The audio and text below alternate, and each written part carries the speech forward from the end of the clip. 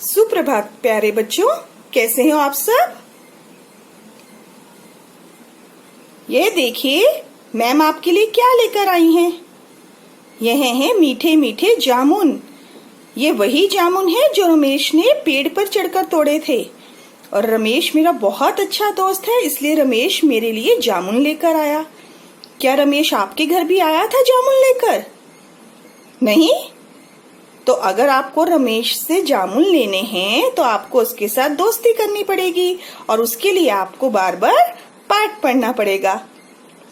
चलिए बेटा, अब आप मुझे ये बताइए कि यह जो जामुन है, क्या आप इनको खाने से पहले इनका छिलका उतारते हैं? नहीं, इनको हम ऐसे ही धोकर खा सकते हैं। अब बताइए यह क्या है? यह है एक आम। क्या आप आम को छीलकर खाते हैं या बिना छीले खाते हैं? आम को हम सब छीलकर खाते हैं, इसका छिलका उतारकर फिर खाते हैं। यह देखिए, यह है एक सेब, लाल लाल सेब। क्या सेब आप छिलका उतारकर खाते हैं या बिना छीले खाते हैं? बेटा, सेब एक ऐसा फल है जिसको आप बिना छीले भी खा सकते हैं, पर कुछ लोग इसका छिलका उतारकर फिर खाना पसंद करते हैं। अब मुझे बताइए यह क्या है? यह है एक टमाटर। टमाटर का छिलका उतारकर खाते हैं या बिना छीले खाते हैं? टमाटर को भी हम बिना छीले खा सकते हैं। इसको अच्छे से धोकर काट कर फिर खा सकते हैं, है ना बेटा। इसी तरह से बहुत सारे फल और सब्जियां हैं जिनको कुछ को हम छील कर खाते हैं और कुछ को बिना छीले खाते हैं।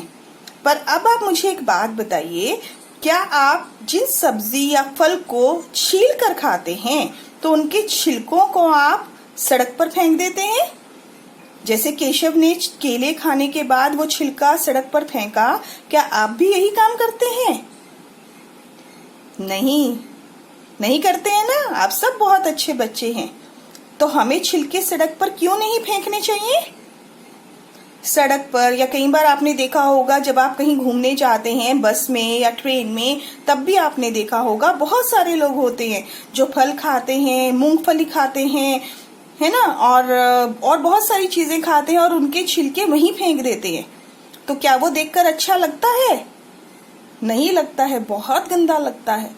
तो क्या हमें ऐसा करना चाहिए? नहीं। क्यों नहीं करना चाहिए? सबसे पहले तो इसलिए नहीं करना चाहिए क्योंकि ये देखने में बहुत गंदा लगता है, गंदगी फैलती है ना। गंदगी फैलती है जो देखने में अच्छी नहीं लगती है बिल्कुल। और हमारा देश बहुत गंदा लगता है। बाकी अगर आपने देशों को देखा हो, कभी टीवी पर उनकी फोटोज देखी हो या वहाँ का चित्र कोई भी देखा हो, तो आपने देखा होगा कि दूसरे देश जो है वो कितने साफ सुथरे होते हैं। तो हमारे देश में क्या कमी है? हमारे देश में यही कमी है बेटा कि लोग चीजें खाते हैं और छिलके वहीं फेंक देते हैं।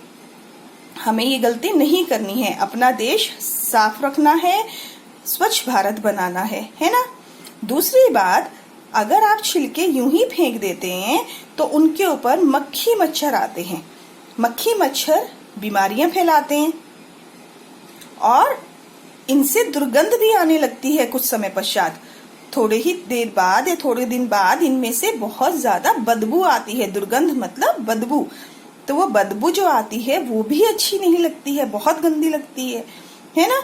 और अगर इन छिलकों पर किसी का पांव पड़ जाए तो वो गिर सकता है फिसलकर और उसे बहुत चोट लग सकती है।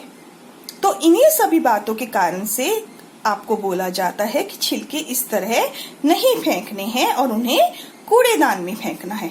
तो आप ध्यान रखेंगे ना इन सब बातों का? चलिए आइए करते हैं यह अभ्यास। सही जगह पर सही का निशान लगाना है। यह टिक का निशान लगाना है। अब यहाँ है कुछ फल, उनकी तस्वीरें हैं और हमें बताना है क्या ये छीलकर खाने वाले फल हैं या बिना छीले खाने वाले फल हैं। पहला फल है केला। अब बताइए, केले को छीलकर खाते हैं या बिना छीले? केले को छीलकर खाते हैं, तो हम सही का निशान यहाँ लगाएंगे, छीलकर खाने वाले के नीचे। अंगूर, अंगूर को छीलकर खाते हैं? नहीं, अंगूर को हम बिना छीले खाते हैं, तो सही का निशान यहाँ लगेगा। अनार, अनार को आप छीलकर खाते हैं? बिल्कुल, अनार को आप बिना छीले नहीं खा सकते, इसके दाने अंदर निकलते हैं, तो पहले इसको छीलना पड़ता है, काट कर छीलना पड़ता है और इसमें से ये दाने निकालने पड़ते हैं। अगला फल है, यह देखिए बेटा, यह है खुबानी। अब आप ये बताइए, क्या इसको आप छीलकर खाते हैं या आप इसको बिना छीले खाते हैं? ये एक खुबानी भी हो सकता है, यह एक आड़ू भी हो सकता है। यह फल एक आड़ू ही लग रहा है मुझे, तो चाहे खुबानी है चाहे आड़ू है, यह आप बिना छीले खा सकते हैं। और यह फल देखिए, यह है पपीता, इसे आप छील कर खाते हैं। जामुन, जामुन अभी आपको दिखाए, जामुन हम बिना छीले खाते हैं। चलिए अगले पृष्ठ पर चलते हैं। यहाँ देखिए, यहाँ है एक बड़ी ही मजेदार और बहुत रोचक चित्र बना है। आप ये देखिए, यहाँ पर जंगल के सब जानवर जो हैं वो एक रेलगाड़ी में बैठकर सैर के लिए निकले हैं, अलग अलग डिब्बों में बैठे हैं और सैर करने निकले हैं, घूमने निकले हैं, मस्ती करने। कितने खुश हैं ना सब। आप भी ऐसे ही रेलगाड़ी में जब बैठते हो तो बहुत खुश होते हो, है ना। चलिए अब हमें क्या करना है, अब हमें इन सभी जानवरों के नाम बताने हैं और उनका पहला अक्षर हमें यहाँ नीचे लिखना है, ठीक है। तो पहले यह बताइए, ये क्या है? यह है एक बंदर। बंदर, तो बंदर किससे शुरू होता है? ब से। लेकिन यहाँ पर हमें कोई अंक नहीं दिया गया है, 1 2 3 4 कुछ नहीं लिखा है। बंदर के लिए यहाँ पर कुछ नहीं है कि हम बंदर का नाम लिखें, इसलिए हम बंदर का नाम नहीं लिखेंगे। बंदर के पीछे है एक कुत्ता। कौन है? कुत्ता। अब कुत्ता किससे शुरू होता है? क से। तो ये है नंबर 1 डिब्बे में, तो हम 1 के अंदर लिखेंगे क। क, कुत्ता। और क को लग रही है छोटे ऊ की मात्रा। मात्रा समझ आ रही है ना आपको? क पर लग रही है छोटे ऊ की मात्रा। चलिए आगे देखते हैं। अगला जानवर है नंबर 2 डिब्बे में है घोड़ा। घोड़ा, घोड़ा किससे शुरू हो रहा है? घ से। हम 2 नंबर में लिखेंगे घ। घ, और घोड़ा में है, घ के बाद आवाज देखिए क्या है? ओ। ओ की मात्रा लगेगी घ के बाद। अभी आपने ओ की मात्रा नहीं सीखी है, तो हम कुछ ही दिनों में आपको वो भी सिखाएंगे। अभी के लिए सिर्फ आप उच्चारण पे ध्यान दें। घोड़ा, ओ की आवाज आ रही है, इसलिए जिस ओ की ध्वनि की वजह से हम बोल रहे हैं कि ओ की मात्रा लगेगी घ के ऊपर। ठीक है बेटा। चलिए डिब्बे नंबर 3 में है एक बिल्ली। बिल्ली, बिल्ली किससे शुरू हुई? ब से। तो हम 3 नंबर पर लिखेंगे ब, और बिल्ली में ब पर लगेगी छोटे की मात्रा, बिल्ली।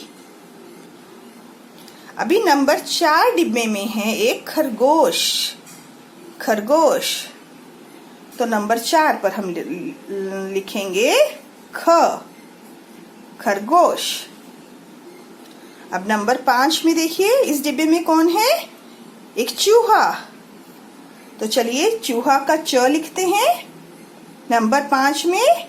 चूहा, च, और चूहा में च पर लगेगी बड़े ओ की मात्रा। हम सब ने एक नटखट चूहा भी बनाया था, याद है ना आपको?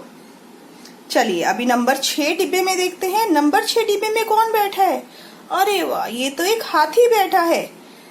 हाथी, हाथी किससे लिखते हैं? ह। तो हम यहाँ लिखेंगे ह, और हाथी में ह पर लगती है आ की मात्रा, हाथी। अब आखिरी डिब्बा है हमारा नंबर 7, और नंबर 7 डिब्बे में कौन बैठा है? यह बैठा है एक शेर। जंगल का राजा, सभी जानवरों का राजा, शेर। तो शेर किससे शुरू होगा बेटा? श से। श। और शेर में श पर लगेगी ए की मात्रा। यह है मात्रा, आपने अभी अभी ये पाठ पढ़ा। शेर में श के ऊपर लगेगी ए की मात्रा। यह है एक रेलगाड़ी। रेलगाड़ी में र के ऊपर लगेगी ए की मात्रा। देखिए यहाँ ये लगी है र पर ए की मात्रा। ठीक है बेटा, तो अब आप इन सभी मात्राओं का अभ्यास करें, ध्यान रखें, शब्द का उच्चारण हमेशा ध्यान से सुने और ध्यान से बोलें, तो आप कभी भी मात्रा लगाने में गलती नहीं करेंगे। आज के पाठ में इतना ही। हम मिलेंगे अगले पाठ में कुछ और रोचक गतिविधियों के साथ। तब तक के लिए